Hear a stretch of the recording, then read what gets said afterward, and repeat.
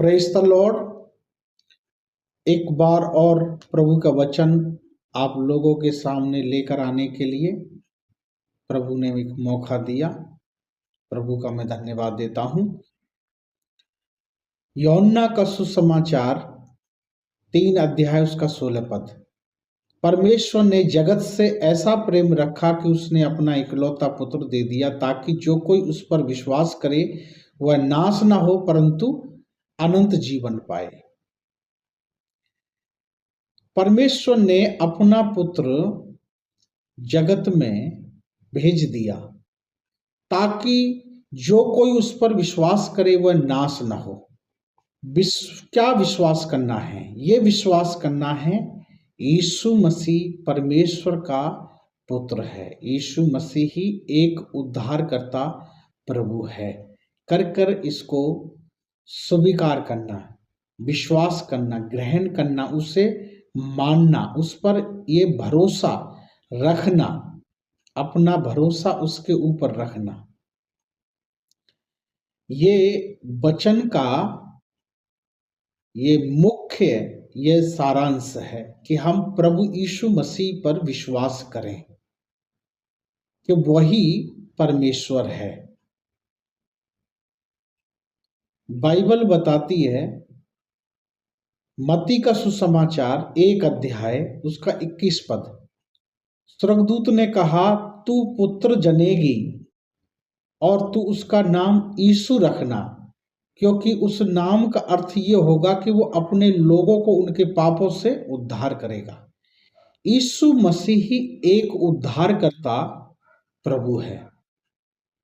यीशु मसीह को ही पाप क्षमा करने का अधिकार है। यीशु मसीह के अलावा कोई पाप क्षमा नहीं कर सकता।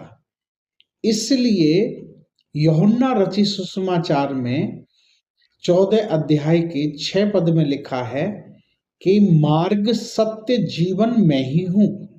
बिना मेरे कोई पिता के पास नहीं जा सकता, बिना मेरे उद्धार को प्राप्त नहीं कर सकता, बिना मेरे द्वारा कोई चंगाई को प्राप्त नहीं कर सकता, मेरे बिना कोई अनंत जीवन को नहीं प्राप्त कर सकता। यीशु मसीह यूहन्ना का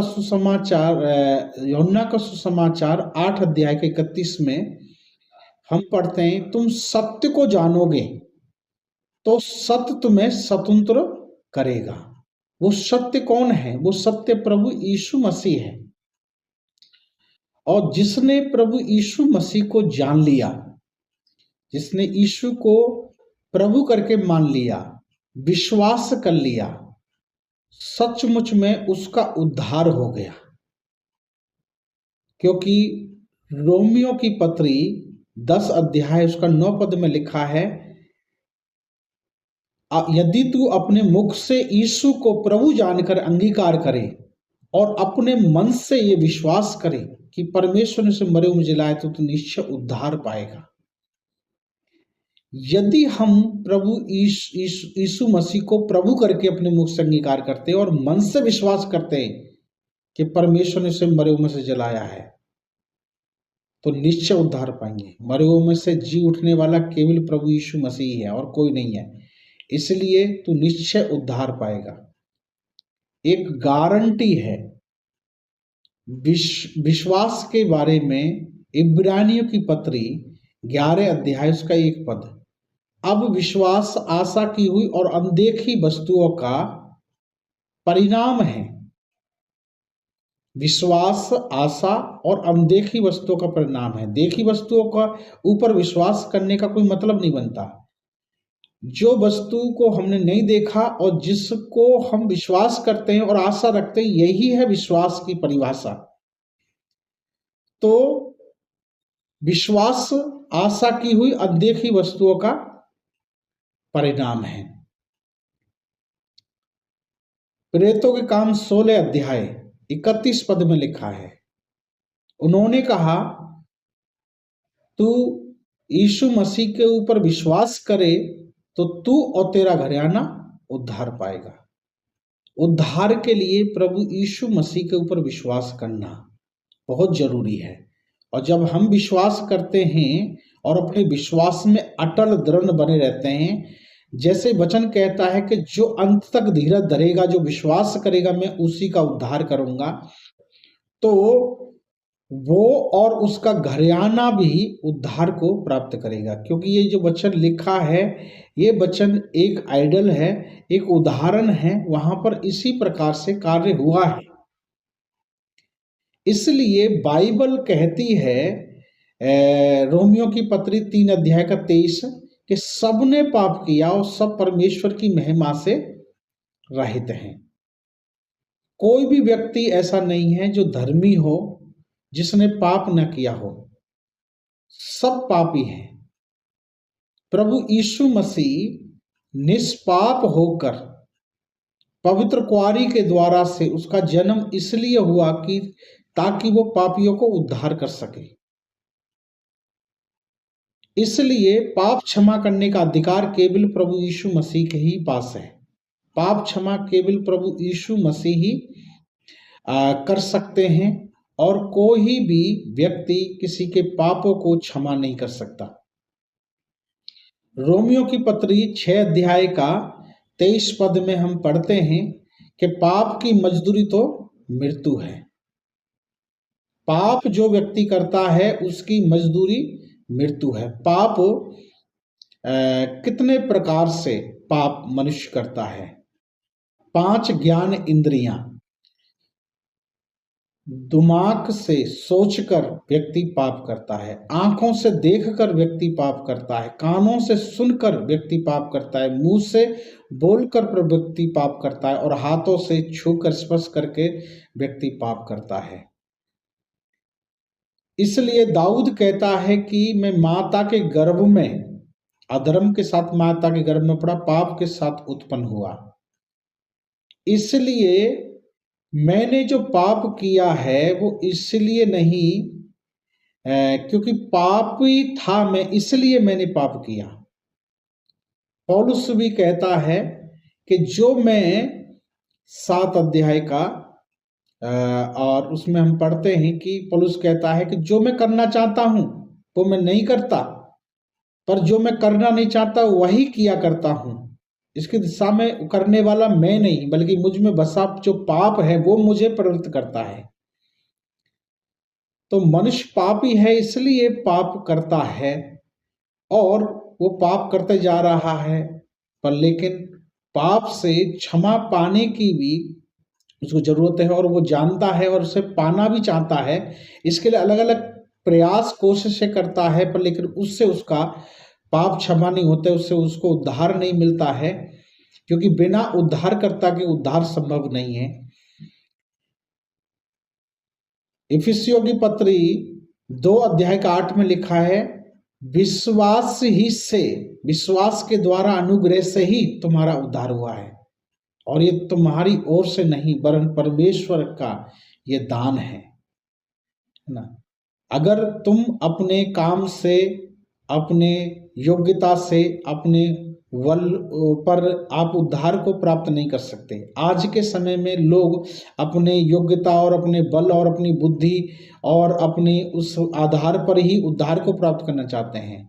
विश्वास करेंगे प्रभु का अनुग्रह आपके ऊपर होगा और आपकी कृपा, परमेश्वर कृपा ही आपको उद्धार दे सकती है। रोमियो की पत्री 12 अध्याय का 2 पद में, इस संसार के सदस्य न बनो, तुम्हारे मन के नए हो जाने से तुम्हारा चाल चलन भी बदलता चला जाए।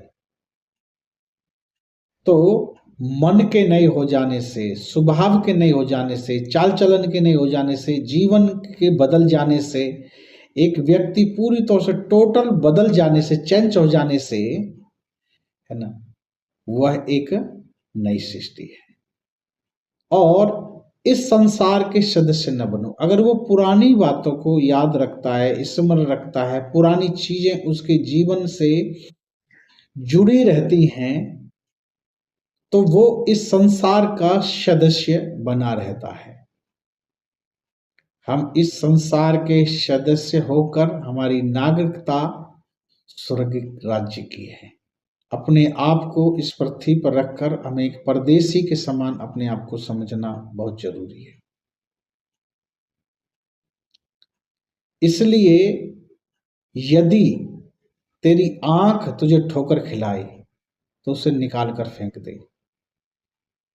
यदि तेरा हाथ तुझे ठोकर खिलाए तो उसे काट कर फेंक दे। तेरा पांव तुझे ठोकर खिलाए तो उसे काट कर फेंक दे। तुझे काना, ठूटा, लंगड़ा होकर तुझे स्वर्ग के राज्य में प्रवेश करना तेरे लिए भला है। तेरे आंख, हाथ, पांव रहते हुए तू नरक में डाला जाए। क्योंकि जैसे मैंने बताया कि हर एक व्यक्ति ने पाप किया है और हर एक व्यक्ति परमेश्वर से दूर हो गया है। पाप हमें परमेश्वर से दूर करता है। आदम ने जब पाप किया तो वो अदन की वाटिका में पेड़ के पीछे छिप गया। प्रभु आवाज दिया। पहले आदम को आवाज देने की वहीं पर ही मिलता था आदम, पर लेकिन प्रभु ने ढूंढा, वो नहीं मिला और प्रभु ने आवाज दी और वो पेड़ के पीछे छिप गया। कहने लगा मैं नंगा हूं इसलिए तेरे पास नहीं आ सकता। पाप हमें परमेश्वर से दूर भी करता है और परमेश्वर के सामने आने के लिए हमें शर्मिंदा भी करता है। हम पाप कर प्रभु के सामने नहीं आ सकते, प्रार्थना नहीं कर सकते, आराधना नहीं कर सकते, प्रभु पर विश्वास करके प्रभु को नहीं मान सकते, क्योंकि कोई फायदा नहीं है। पाप को क्षमा प्राप्त करके ही आप जो है प्रभु में आगे बढ़ सकते हैं। इसलिए पाप हमें प्रभु से दूर करता है। पाप के कारण परमेश्वर का क्रोध हमारे ऊपर रहता है। यूहन्ना रचित सुसमाचार उसका 3 अध्याय का हम 18 पद में जब हम पढ़ते हैं, परमेश्वर का क्रोध उन लोगों के ऊपर है जो परमेश्वर पर विश्वास नहीं करते। परमेश्वर ने अपने इकलौते पुत्र को भेजा और उन्होंने उस पर विश्वास नहीं किया, इसलिए परमेश्वर का क्रोध उन लोगों के ऊपर रहता है। इसलिए प्रभु ने हमें ये अवसर और मौका दिया है। आज इराक और इजराइल और अमेरिका और तमाम गल्फ कंट्रियों में युद्ध छिड़ रहा है, इतने लोग मारे जा रहे हैं, वो हमें दिखाई दे रहा है सामने पर, लेकिन लाखों करोड़ों लोग रोज अपना जीवन पाप में जीकर मर रहे हैं, नरक में जा रहे हैं और उनके विषय में किसी को भी कोई भी चिंता और ख्याल नहीं है। पर लेकिन इस चीज को देखकर यहाँ पर हम बहुत अफसोस और बहुत ही दुख को अपने जीवन में महसूस करते हैं। पर लेकिन मैं परमेश्वर का धन्यवाद देता हूं उन सभी मसीह भाई बहनों के लिए जो प्रभु यीशु मसीह पर विश्वास करते हैं, जो प्रभु यीशु मसीह को अपना उद्धारकर्ता, मुक्तिदाता प्रभु करके स्वीकार कर चुके हैं। उनके ऊपर दूसरी मृत्यु का अधिकार नहीं है, दूसरा मृत्यु उनके लिए नहीं है। पहला मृत्यु इस शरीर से केवल छुटकारा पाना है। इसलिए उनके विषय में कोई हमें किसी भी प्रकार का चिंता या दुख संसार के तौर पर थोड़ा सा है, पर लेकिन हमें उनके विषय में हम निश्चित हैं पुरुषों से। इसलिए कितना अच्छा हो जाए कि हर एक व्यक्ति प्रभु यीशु मसीह को जाने, विश्वास करे और अपना जीवन प्रभु के हाथों में सौंप दे। प्रभु का वचन कहता है जैसे पुनरुत्थान और जीवन में ही हूं, जो यदि कोई मर भी जाए और मुझ पर विश्वास करता है वो अनंत काल तक जिएगा, और जो जीवित है मुझ पर विश्वास करता है वो कभी नहीं मरेगा। यीशु मसीह हमेशा हमेशा की जिंदगी है। यूहन्ना रचित सुसमाचार में 10 अध्याय के 29 पद में 28 और 29 में उसने कहा, मैं इसलिए आया कि तुम जीवन पाओ और बहुतायत का जीवन पाओ। प्रभु सदा अनंत काल के जीवन में हमें प्रवेश करने के लिए मौका दे। हालेलुया, यही हमारी सबसे बड़ी सफलता और सबसे बड़ा हमारा पुरस्कार और इनाम इस संसार में जीवित रहते समय हम प्राप्त करेंगे। Hallelujah, praise the Lord. Video बहुत ज़्यादा लंबा हो जाएगा, इसलिए मैं और कुछ ज़्यादा बोलना नहीं चाहता। और आप सबके लिए धन्यवाद। आप हमारे चैनल को सब्सक्राइब करें और प्रभु आपको बहुत आशीष दे। मैं आप लोगों के लिए परमेश्वर से हमेशा रोज प्रार्थना करता हूं। हमारे जो वीडियो को जो लोग देखते हैं, हमें जो लाइक सब्सक्राइब करते हैं, परमेश्वर आप सबको बहुत आयत से आशीष करे और आप अपना ख्याल रखिए। प्रभु आपके साथ है।